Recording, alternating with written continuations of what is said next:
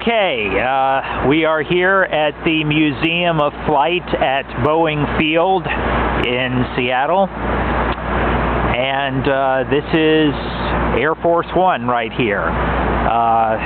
This plane, which is known as SAM 970, served as Air Force One from the 1950s during the Eisenhower administration to the 1990s during the Bill Clinton administration. And it's a particularly rainy day here in Seattle, but we're going to take a little tour of Air Force One.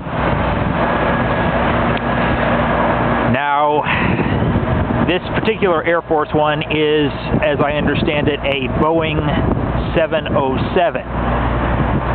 And it was first commissioned and built, as I understand it, in 1957 for President Eisenhower. And it served for nearly 40 years, was retrofitted several times, and was finally retired in 1995 and was brought here to the Museum of Flight in 1996. Now, this particular plane has been witness to a number of famous historical events. This was the plane which Nikita Khrushchev used to tour the country when he came to visit in, I think it was 1957 or 58. But he flew across the country in this particular plane, and from Washington to Los Angeles. And of course, that was the famous trip where he was denied entrance to Disneyland. But of course, he said, that's certainly no problem. I've already visited the U.S. Congress. This plane flew Lyndon Johnson on November 22nd, 1963. Flew him from Fort Worth to Dallas. This is not, however, the plane on which Johnson took the oath of office after Kennedy was assassinated. That was another Air Force One. And this plane also took President Richard Nixon to China in 1972.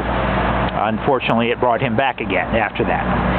So let's go inside here and take a look around.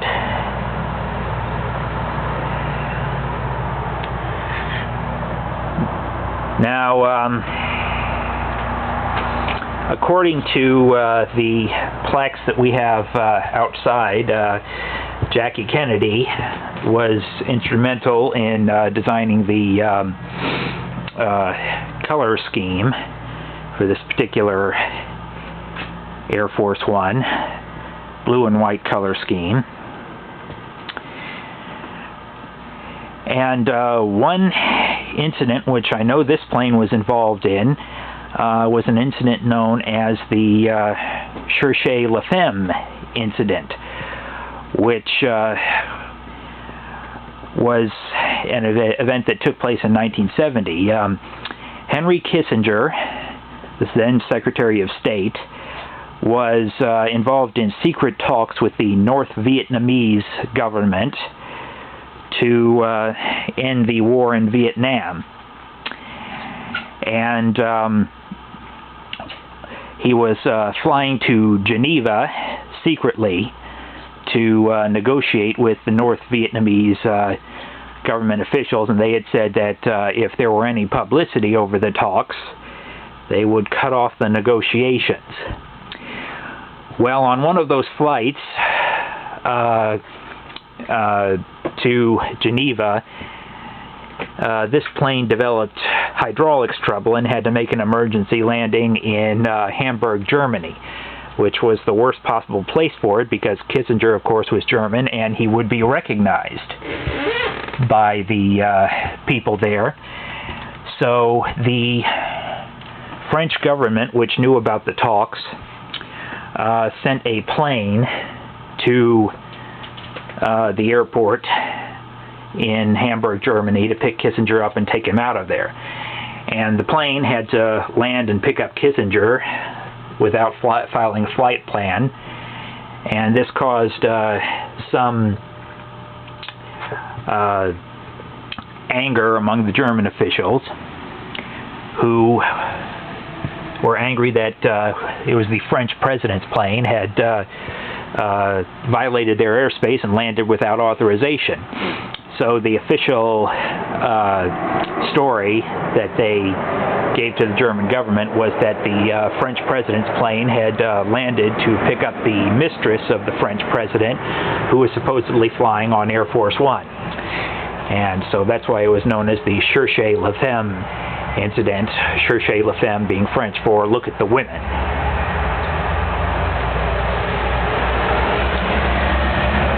So let's just take a look around here. Here we have the cockpit with all the various controls and whatnot.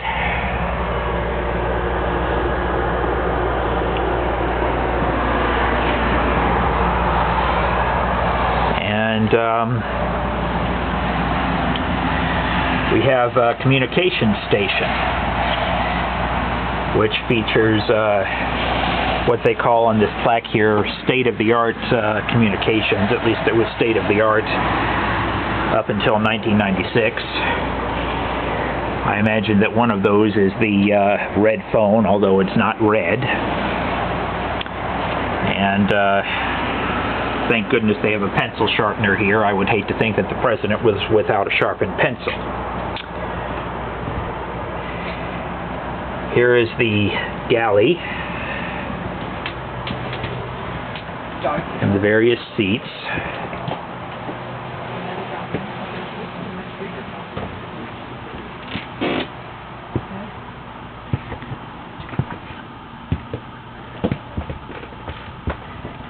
And I'll take a back up here. And we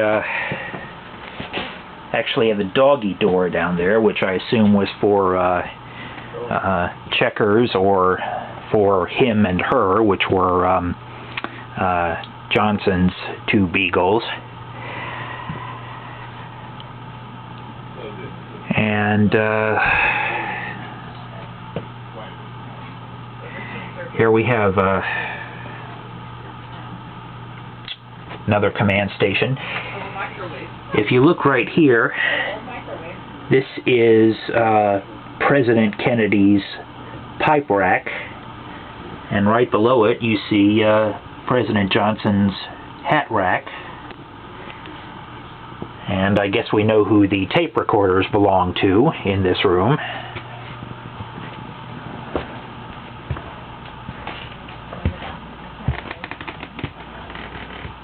Various command posts.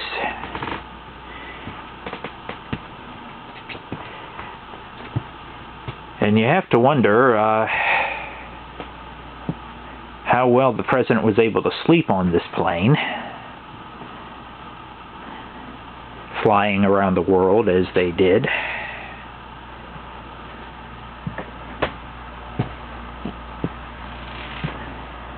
And this was probably where they kept the press crew.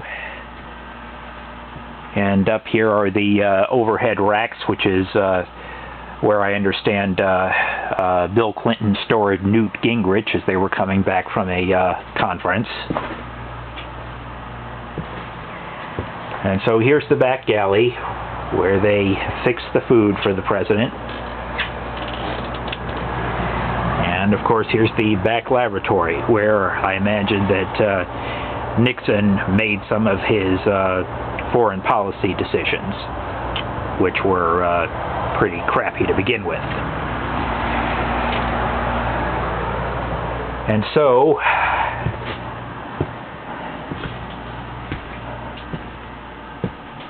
I will take one final walk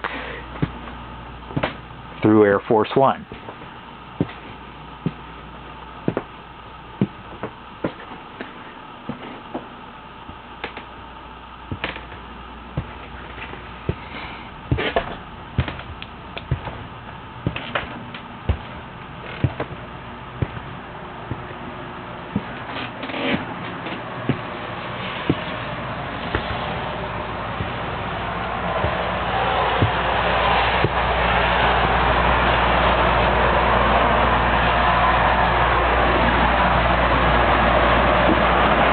Be careful going down the steps here. Of course, Gerald Ford had a lot of trouble coming down the steps off Air Force One on a rainy day.